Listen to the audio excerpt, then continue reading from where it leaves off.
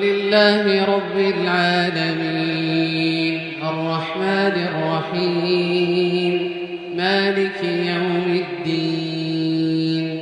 إياك نعبد وإياك نستعين اهدنا الصراط المستقيم صراط الذين أنعمت عليهم غير المغضوب عليهم ولا الضالين آمين. ولقد أهلكنا ما حولكم من القرى وصرفنا الآيات لعلهم يرجعون فلولا نصرهم الذين اتخذوا من دون الله قربانا آلهة بل ضلوا عنهم وذلك إفكهم وما كانوا يفترون وإذ صرفنا إليك نفرا من الجن يستمعون القرآن فلما حضروه قالوا أنصتوا فلما قضي ولوا إلى قومهم منذرين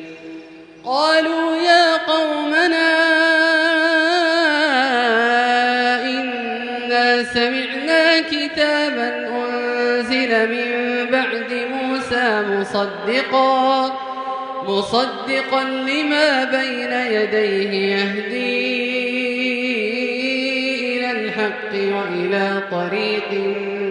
مستقيم يا قومنا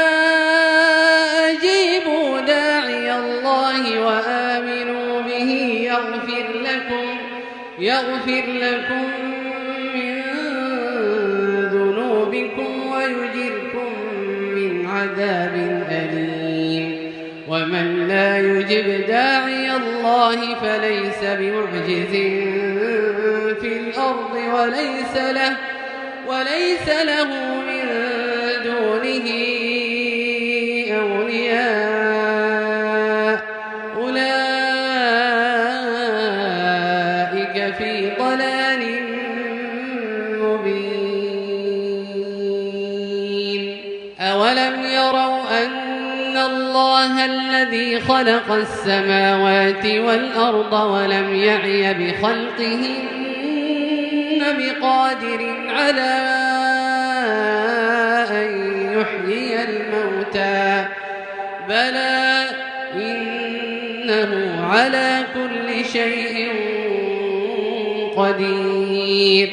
ويوم يعرض الذين كفروا على النار أليس هذا بالحق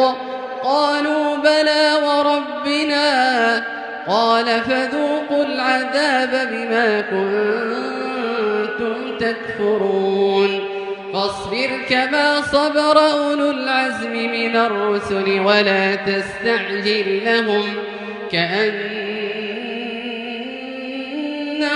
يوم يرون ما يوعدون لم يلبثوا إلا ساعة من نهار بلاغ فهل يهلك إلا القوم الفاسقون